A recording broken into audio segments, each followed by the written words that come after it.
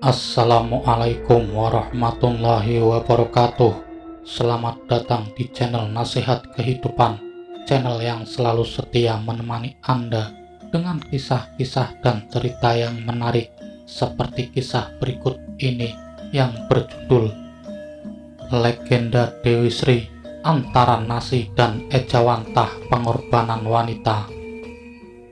Meski legenda Dewi Sri bukanlah monopoli tanah Jawa, karena cerita hampir serupa juga terdapat di Kalimantan, Sumatera, Bali, dan masih banyak daerah lain yang tak bisa disebutkan semuanya di sini. Tapi Dewi Sri bagi orang Jawa yang agraris ini mempunyai tempat tersendiri, sangat dihormati. Bagi kita yang kebetulan lahir dan besar di pedesaan, pasti tidak asing dengan tradisi yang dinamakan wiwit atau wiwitan sebelum memanen padi. Wiwit itu dari bahasa Jawa yang berarti mulai panen padi tentu saja. Biasanya tradisi wiwit ini ditandai dengan selamatan kecil-kecilan. Dulu, semasa kecil saya, hal ini masih sering saya jumpai. Menu selamatan tersebut agak spesial, yaitu nasi megono yang gurih. Jika keadaan ekonomi sedang baik, nasib salah satu ayam di kandang sedang tidak baik karena akan menjadi ingkung pelengkap prosesi wiwitan tersebut. Jangan ditanya lagi betapa nikmatnya menyantap nasi megono dengan lauk ayam yang dimasak ingkung dengan santan yang kental. Apalagi ayam itu masih dire, artinya ayam jantan yang sudah besar tapi belum bisa disebut jago karena bulu ekornya belum keluar lacur atau bulu yang mengkilat dan melengkung panjang seperti ekor burung cendrawasih. Apalagi makannya di tengah sawah yang sedang menguning. Sepertinya suasana seperti demikian sudah tidak mudah ditemukan lagi sekarang ini. Prosesi penghormatan kepada Dewi Sri dalam acara wiwitan ini adalah ketika secara simbolik dengan memanen beberapa helai padi terbaik, kemudian diikat dan dihiasi dengan daun dadap serep yang sering digunakan sebagai obat demam. Segenggam padi itu kemudian dibawa pulang dengan cara dipondong memakai selendang dari koleksi yang terbagus. Dipondong adalah digendong dengan cara seperti seorang ibu menggendong bayinya yang ditaruh di depan dadanya. Dulu ketika Simbah menggendong segenggam padi seperti itu, awalnya membuat saya heran. Lawong padi segenggam saja menggendongnya sedemikiannya. Hingga pada satu kesempatan lain, saya tanya sama emak, mau tahu jawabannya. Kata emak saya yang beliau dapat dari Simbah tentunya, yang digendong itu adalah Dewi Sri yang telah berkorban memberi kemakmuran pada kami, para petani. Sejak saat itu saya seperti terobsesi dengan Dewi Sri. Betapa hebatnya wanita itu sampai mengorbankan dirinya untuk kehidupan rakyat banyak. Entah kebetulan atau bagaimana, istri saya namanya ada Dewinya, sementara dua anak perempuan saya tersemat agung nama Dewi dalam barisan namanya. Penghormatan pada Dewi Sri ini juga tercermin dalam meja makan. Tentu sampean pasti ingat ketika makan dan tidak kita habiskan. Biasanya orang tua kita akan menasehati kalau nasinya tidak habis. Nanti Dewi Sri akan menangis. Entah karena takut atau apa, biasanya kita pun akan menghabiskan makanan tersebut hingga ke butir nasi terakhir. Entah sekarang nasihat ini masih dipakai atau tidak. Selain nasihat di atas, ada satu lagi nasihat yang masih lekat dalam ingatan saya, yakni kalau makan tidak habis, nanti ayamnya mati. Aneh memang, karena logikanya kalau makan banyak, sisa mestinya ayam kita justru gemuk. Jadi yang mendidik mestinya yang dikaitkan dengan Dewi Sri. Padahal mungkin yang nangis justru ibu, walaupun namanya bukan Sri. Susah-susah bapak cari makan, hasilnya dibuang-buang. Sepertinya saat ini tidak banyak lagi orang tua memberi nama anak perempuan dengan Sri. Kuno barangkali, ayam pun tidak lagi dipiara di rumah. Nama Sri justru banyak dipakai untuk nama rumah makan, bahkan hotel. Ketika tanaman padi banyak diserang hama, khususnya wereng, kita ingat satu hal. Masihkah Dewi Sri melindungi tanaman padi kita seperti pada masanya waktu melawan celeng kala Gumarang?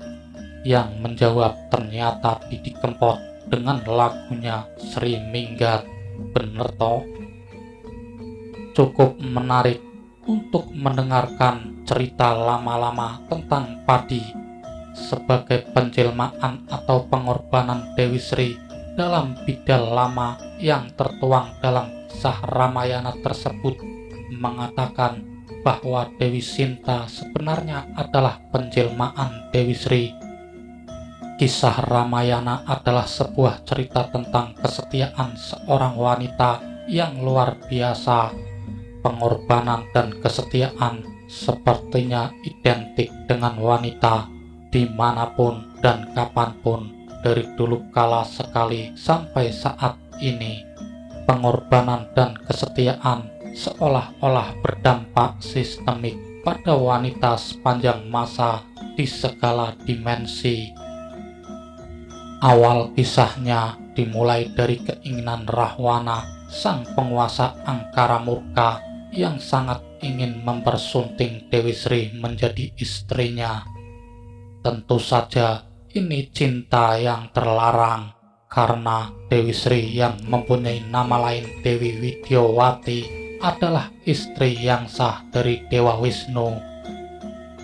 Dewa Wisnu dalam menjalankan tugas menjaga perdamaian dunia selalu menitis ke dalam manusia laki-laki yang harus beristrikan titisan Dewi Sri. Dalam ensiklopedi Wayang Purwo, ternyata Dewi Sri nantinya menitis pada Dewi Sinta yang nantinya harus menjadi istri titisan Wisnu saat itu, yaitu Rama. Dewi Sri dan Dewa Wisnu setiap masa selalu menitis kepada manusia untuk menjaga perdamaian. Masalahnya, Dewi Sinta ternyata terlahir dari Dewi Tarki, istri Rahwana. Saat istrinya melahirkan, Rahwana sedang melampiaskan kegemarannya, yaitu berperang meluaskan jajahan. Wibisono, adik Rahwana, yang mengetahui tabiat kakaknya, sangat khawatir suatu saat nanti Dewi Sinta akan dikawini oleh bapak kandungnya yang seumur hidupnya mengejar-ngejar Dewi Widyawati atau Dewi Sri. Betapa rusaknya dunia ini nantinya jika itu terjadi, maka bayi Dewi Sinta dihanyutkan ke sungai yang kemudian ditemukan oleh Raja Jenaka di kerajaan Matili. Sebagai gantinya, Wibisono mengganti bayi Dewi Sinta dengan bayi laki-laki yang diciptakan dari awan atau mega. Makanya diberi nama Megananda yang lebih dikenal dengan Indrajit yang tidak kalah bengisnya dengan Rahwana. Setelah dewasa, Dewi Sinta oleh Raja Jenaka dikawinkan dengan Rama yang berhasil memenangkan lomba mengangkat panah pusaka kerajaan Matili. Di kerajaan Ayodhya, Raja Dasarata, ayahanda Rama, sedang bersedih karena telah terikat janji kepada istri ketiganya, Dewi Kekayi, bahwa keturunannya yang nanti akan menjadi raja, sedangkan Rama adalah anak pertama dari permaisuri yang berhak atas warisan tahta menurut adat kebiasaan. Rama mengetahui kegelisahan Ramandanya, kemudian pergi ke hutan diikuti istri dan adik tirinya Lesmana. Selama 13 tahun, Dewi Sinta menemani dan mengabdi kepada Rama dalam kehidupan yang sengsara di hutan, sampai kemudian diculik oleh Rahwana. Selama 12 tahun, Dewi Sinta ditawan Rahwana dan terus menolak pinangannya. Kemudian Rama berhasil mengalahkan Rahwana dengan bantuan Anoman dan kera lainnya. Kisah ini mungkin sudah tidak asing dengan sebagian besar kita. Kisah kesangsian Rama atas kesucian Dewi Sinta juga sudah kita kenal dengan peristiwa Sinta Obong, di mana untuk membuktikan kesuciannya, Dewi Sinta harus lolos dari panasnya kobaran api. Dewi Sinta lolos dalam ujian tersebut, kemudian diboyong pulang ke kerajaan Ayodhya. Rama menjadi raja, sedangkan Sinta menjadi permaisuri. Sebuah kisah yang romantis tentang kesetiaan istri atas suaminya, tapi saya yakin tidak semua dari kita mengetahui akhir dari kisah kesetiaan ini. Beberapa tahun kemudian, setelah kisah keperkasaan Rama menaklukkan Rahwana menjadi cerita sehari-hari, beredar kasakusuk yang menggelisahkan hati Rama, kabar yang terbawa angin bahwa rakyat sebenarnya masih menyaksikan kesucian Dewi Sinta selama disekap oleh Rahwana selama 12 tahun. Sewaktu peristiwa Sinta Obong dulu terjadi di kerajaan Alengka, tidak ada rakyatnya yang menyaksikan langsung. Pantas jika mereka meragukan. Akan tetapi, jika rakyatnya sudah tidak percaya lagi, kedudukannya sebagai raja akan terancam. Dengan berat hati, Rama meminta Dewi Sinta sekali lagi membuktikan kesuciannya. Dalam sebuah ritual api, korban dihadapkan rakyatnya. Kesetiaan selalu diikuti dengan pengorbanan. Sinta tidak bisa menolak permintaan itu. Sekali lagi, Sinta membuktikan kesuciannya ketika kobaran api tidak mampu menyentuh tubuhnya. Puaskah Rama dengan dua bukti kesucian Sinta, istrinya yang setia dan rela mengorbankan apa saja? Kasakusuk di kalangan rakyat masih belum reda, hati Rama masih gundah. Dalam keadaan hamil tua, Sinta dibuang ke hutan, dititipkan kepada Resi Walmiki. Di padepokan Resi Walmiki, Sinta melahirkan bayi laki-laki kembar yang diberi nama Rama Batwala dan Rama Kusya. Kedua bayi itu diasuh oleh Resi Walmiki. Selama dalam pembuangan itu, Sinta mengisahkan perjalanan hidupnya. Sebuah kisah yang luar biasa yang kemudian ditulis oleh Resi Walmiki menjadi kitab Wiracarita Ramayana, yang berarti perjalanan Rama, bukan Sintanya. Kitab itu ditulis dalam bentuk kidung atau syair nyanyian yang dalam khasanah budaya Jawa disebut dengan serat. Jumlah kidung itu hampir 600 bait. Kedua anak Rama menghafal dengan baik kidung itu, sampai suatu ketika nanti dibukukan dan menjadi kisah yang sampai sekarang masih dibaca orang.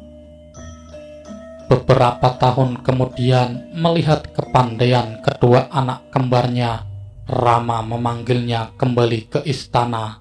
Keberadaan kembali Sinta di kerajaan memunculkan kasakusuk lagi di kalangan rakyat. Masalah kesucian dan kesetiaan Sinta diperguncingkan.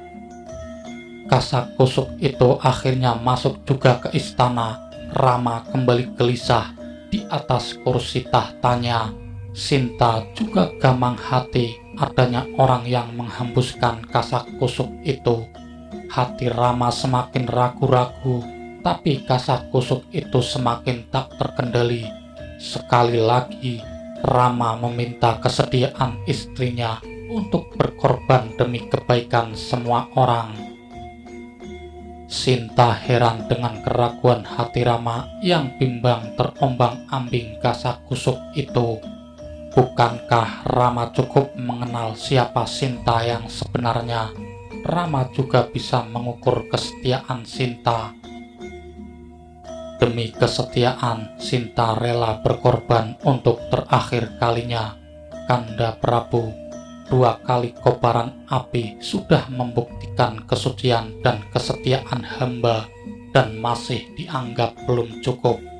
Kali ini adalah yang terakhir. Jika saya tidak suci atau tidak setia, maka bumi akan menolak saya. Tiba-tiba bumi terbelah, kemudian Dewi Pertiwi sebagai penguasa bumi keluar menjemput Dewi Sinta untuk diajak masuk ke dalam bumi. Beberapa saat kemudian, bumi kembali menutup dan Dewi Sinta tidak lagi muncul. Bumi tidak menolaknya, yang berarti Dewi Sinta masih suci dan setia sampai matinya. Dewi Sinta berkorban merelakan dirinya ditelan bumi dan menumbuhkan kesuburan. Sebagian orang Jawa bahkan yakin Dewi Sinta atau Dewi Sri muncul sebagai padi sebagai sumber pangan kita. Rama sangat menyesal, kemudian pergi ke hutan, hidup menjadi pertapa setelah menyerahkan kerajaan kepada putranya. Kesetiaan dan pengorbanan wanita seolah tidak mengenal dimensi dan waktu. Dari zaman dahulu kala, saat ini juga di masa depan, juga tidak terikat dimensi. Bisa saja itu terjadi di keluarga, tempat kerja, negara, bangsa, dunia, bahkan peradaban manusia selalu menempatkan wanita dalam kondisi harus setia dan siap berkorban seperti Dewi Sri. Bukankah semua agama memuliakan wanita?